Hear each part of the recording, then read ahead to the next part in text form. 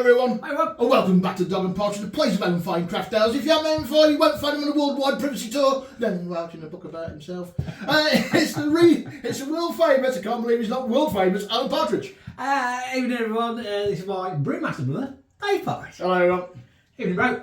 Evening. How are you? I'm fine and dandy. How are you? I'm great. I'm fantastic. Actually, to be fair, great news coming out of Scotland. They lost the rugby and they've lost their silly little leader, that without Cranky. Oh, right. Yes, they have lost their esteemed leader, Fantastic. Jimmy Cranky. Yeah. And they lost the rugby. What a shame. What a shame. That's just alienated all the Scottish people that watch our video. Because it's all done in jest. We love Scotland. It's all done in jest. Even though we did win the rugby against the Welsh as well, so that's even better. That's the Welsh viewers just gone. Oh, yeah. Anyway, the reason we're here is to drink beer. It is indeed, sir. And tell those people over there what it's like. Yeah. So you should know the format by now. He brews beer kits. Yeah. We try them, test them, and tell you what they're like in our opinion. So, bro, we're going to start with one of those new kits from Dark Rock. Very kindly sent to me by Dark Rock, I must say. It's their new... Well, it says Dark Rock Brewing of the Session Series Nectaron. Let him say it. Nectaron. It's got to be Nectaron. Yeah, That's the only way to pronounce that. Pale Ale. Nectaron. Sounds like a Transformer, doesn't it? I believe this is a new hop or something, isn't it? This is a new knot from down south, Australia way somewhere. I think it's a combination. New Zealand. New Zealand. I knew it was that way somewhere. Yeah.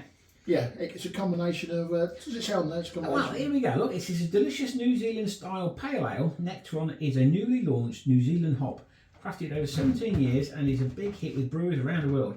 It provides intense tropical fruit characters of pineapple, passion fruit, peach and citrus. Sounds right up your street, that one, bro. It does sound right on my street. 1 tin kit? 1 tin kit does come, you will need an ounce with it to get it to the strength it says, Okay. which is about 4 or 5. Lovely. I think they even sent me a Dark Rock enhancer, which comes with also their enhancer, which is a perfect blend of sugar and spray malt. Okay. It also comes with pure brew, and I think that also comes with some dry hops and a hop booster. Hell's teeth. How much of the kit do you know off the top of your head? I think it's about 16 quid. Without the hand answer. Yeah, and then the enhancer's about another 6 quid. Okay. Still a bargain. Yeah. Still a bargain. I'd have to say, bro, just before we go any further, that is crystal clear. Crystal clear, look at that! Wow, I can see you through it, bro. Hey? Wow, that's some proper crystal clear. That. Now then, are we going to get some of those citrusy pine notes and watermelon and all that? Oh, yes. Oh my life, yes. yes, you are, quite frankly. Oh, Wow. dear Lord. That's got everything it says on the tin in there. It's peach, passion fruit, pineapple. It smells glorious. Citrusy. Oh, that's just fantastic. That's inviting you in, bro, isn't it? Inviting you in. Really inviting you in. Shall we go in? Oh, let's go. Cheers. Cheers, folks.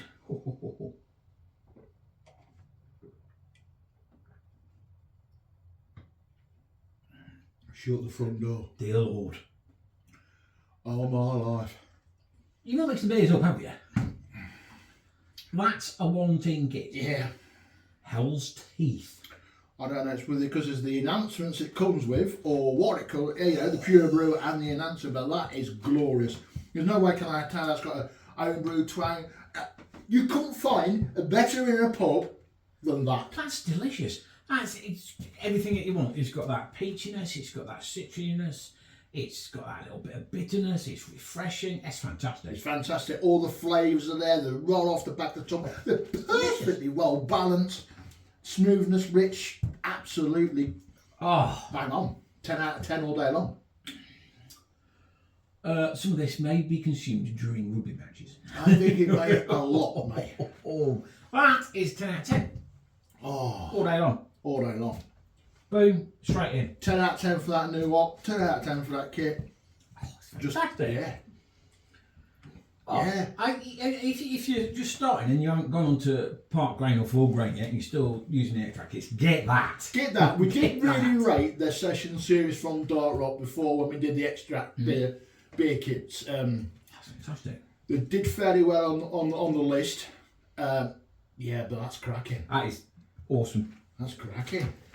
We're moving on to another beer. Yeah, stay with the 1 tin kit sort of thing. Woohoo! Right, we've got a Because it wasn't, and let me just tell the viewers, bro, it was meant to be Mangrove Jacks. No, it wasn't Mangrove Jacks, sorry, excuse me. Make your own from the range. This is from the range kit, isn't it? Yeah. Yes. We both tried it.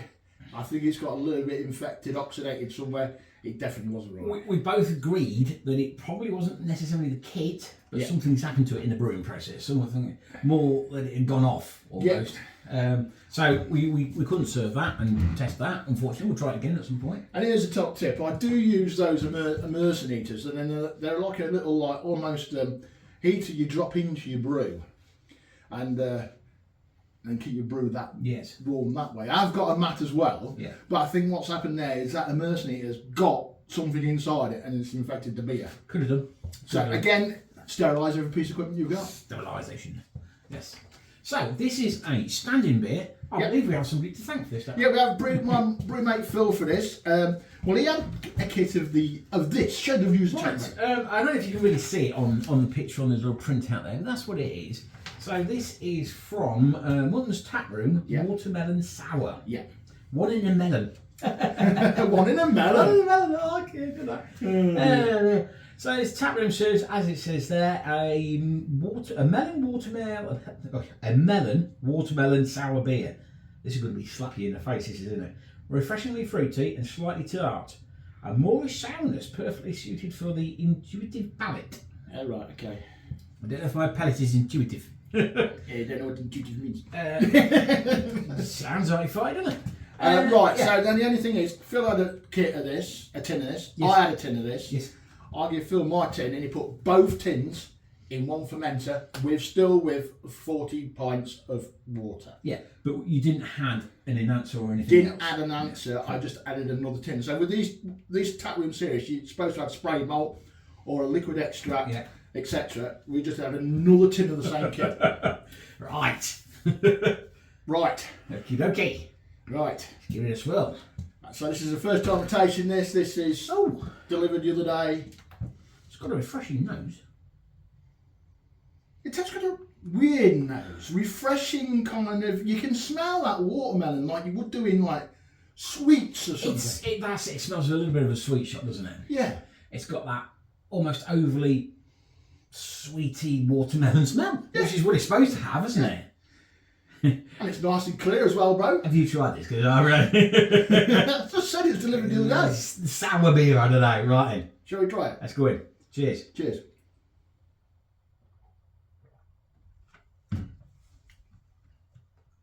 Jesus!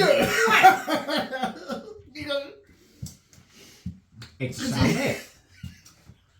I don't think I find it quite as offensive as my brother.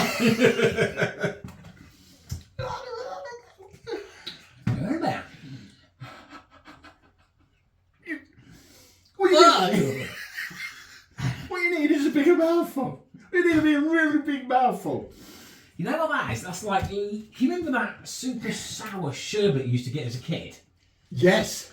It's like a liquidised version of that. That's exactly what it is. It's like, it is just like tasting sherbet. If you remember sort of sour sort of apple or rainbow sherbet you used to get, it's just like that. You keep trying it, you know. Well, now, what kind of... Oh, how many pints of that you got? 40, but they're all going back to Phil. Wow. I mean, let's face it, it does exactly what it says on the tin. It does taste of watermelon as well. It tastes a lot of watermelon and it's a sour beer. Yeah, that sour's making my eyes water. And it's done exactly what it says on the packaging. It's not for me. It's not for me either. and super sour, so just like sherbet, your mouth's super dry, but it's not dry with that bitterness that wants to make you have another beer. It just makes you want to cringe. It can suck your face inside out almost. You're alright there, bro? No, not really. Are you going to mark it out of 10? Because it does do what it says. It does do what it says. It is super clear. I can smell the melon as I bring it to nose, like a sweet shot. Beer. And it is... I have to take a little sip. Let me just take a little sip. It's still got that... I mean, I'm getting a little bit more used to it now, but it is not. It is very tart. It is very, Very, very tart. It is just like Those kids, those sweets you used to get when you was a kid. No. And you stick your lollipop in. I And then try and suck on the lollipop because it's so, because the lollipop's sweet, but the sherbet's so sour. You wonder why we were all like wheezing around all the time because it was hopped up on sugar. Yeah, basically, yeah. It was all sherbet, wasn't it? Sugar. Yeah. So, out of 10, bro. Not mine. I don't know if I can fairly judge it. That's the thing, isn't it? It's judging it fairly. It's not my cup of tea, full stop. We've had another sour in here, that one we had from Brew Day. I could drink that, and I think we ended up drinking that, but yes. I don't know if I can drink that. I could have a pint of it for something different, but I think it might take me a bit of a while to wind my way through it. Yeah? Listen, I'll pay you if you did. I'll give you a tenner. If you drink a pint of it, I'll give you a tenner. Right, Friday night, we know what we're doing. Easy. Maybe my eyes are watering a bit there. Yeah, so I'm going to skip judgment really because it's all things it should be. It's a bit unfair of us to mark it on what we like. It is a little bit, isn't it? I mean, I'll go in about a 7, a 6 or a 7 if you want, if we have to mark it. But that's not really fair because it's not my bag. It does exactly what it says on the tin. It's a sour beer. It's watermelony. Yeah. It's clear. It is slightly refreshing, but now I can't quite feel my tongue. No. No. So yeah. Right then. Right then, shall we have a beer that we might be able to drink? Third beer. One of my own, actually. Another tribute to the great brewery at Eckington. It's called Eight Sail, and they do a Victorian Porter. Yeah. We did the Black Widow the other We did week. Black Widow the other week. As a Took a little bit of time to be released at Malt Miller, but it is now released. So if you wanted to check out our last video and taste Black Widow mild, Yes. His recipe is on there for it. it is indeed. So this is a similar sort of drink. It's a dark. It's exactly what it says. It's a Victorian Porter, so it's a dark beer. Do you get any idea what sort of the strength it's brewed to, bro? At 5% of the brewery, I think I'm somewhere around about the same. Right, yeah. Okay. Again, they like the strong dark beers. They're renowned for it. They are award-winning beers. Yes, I think their Dams and Porter's got an award, hasn't it? Several awards. I think this has got one of them, the Civvy Award. I've gone straight in sniffing that. That's got everything you want in there. Let me just try and clear my nose from that. Beer. I'm all right with that, bro. There's roastiness and coffiness and all sorts going in there. That's beautiful roastiness and coffiness. Oh. It almost wants to give you a nice big warm hug. It does. After that last one give you a slap, Yes. this one's going to give you a hug. This one's one of those comfort beers. This is one of those. Yes. It's gonna you know what you're gonna get here. It's a dark beer. You know exactly what it says on the tin. Anybody that knows porters knows Victorian Porter. It's roasty. It's dark. It smells lovely. I'm going in. I'm going in. Cheers. Cheers.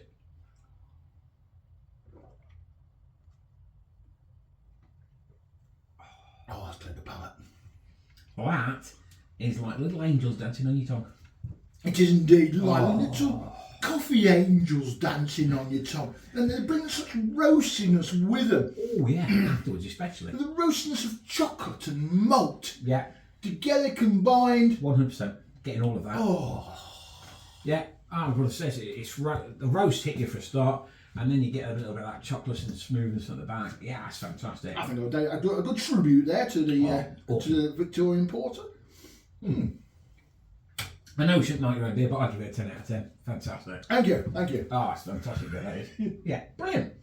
Three beers, 2 10 out of 10s, and a 1 we can't really mark. No. Again, I will try and release the recipe. The guys at Malta do have a lot to get through, so give it a couple of weeks and it will be on. Yeah, that's fantastic. Right then, so I tell them their viewers what's coming next. Yes, you can do. Yes. I like the look of this top one. Malt Miller, go shit. Yeah. Oh. Malt Mill have actually been to Adnams Brewery in Southwold. Right. They've got together with the guys at Adnams. All right. come up with a recipe for us a tone for Wow. Go Shit. I'm well looking forward to that one there. They have tried it on their website, and it's not turned out as well in bottles as they hoped. Well, maybe it might turn out better at Hample. This is it. Right, we'll see. Designer brew. Oh, and Caro. Cardinal's Hat. Oh, that's not. Oh, it is. Well, yes. That's a D, not an O. I'm not going to say on what it looks like that words at the end because it looks like cardinal. Shat. Excuse language, viewers. There's supposed to be a little comma there. Cardinal's hat. Doesn't look Not like that. card Doesn't card. look like that. Did approve. Did right then. Brew Day, Big Sky's Sticky Toffee Pudding Stout. Yes. That is going to be a pudding in a glass, isn't That's it? a Russian Imperial Stout. Oh my life, that's going to be strong then. Yes. Around about 10%. Holy moly! Right. Now, these guys did send me that from Brew Day. It has been in the keg. It will be in the keg a couple of months because it did say it does take time to condition, so it's been in the keg a couple of months. This is Brew Day / Big Skies. Is it a collaboration bit with them? Yeah, Big Skies are a new Lincolnshire brewery somewhere. Right, okay. Very small, very micro. Okay. I think they're Folkeng way or something like that. Right, okay. Oh, fabulous. I'll try that then. Fantastic. Thanks for all those people subscribing. We've gone well over 2,000, haven't we? Have we? I haven't looked. Well, it's over. I won't say it's well, but it's over. I think it was 2001 last time I looked. That went well over, was it? Well, that's enough, isn't it? If you're watching us anywhere out, if you caught us anywhere on Facebook, get over onto YouTube and hit that subscribe button. Yes, all your comments are very much appreciated. Thanks, guys. I know a few of you guys was after the Black Widow recipe, so I have sent you a link today. I've also put the link at the top of that video as well. So if you want to go across the Malt Miller and check that recipe out, you can do. Righty-o. I think that's about it, bro. That was an easy one, wasn't it, bro? Yeah. Well, that's it. It's a goodbye from him. It's a goodbye from him. To the Quick King. King! Huzzah! He's got it all wrong, hasn't he?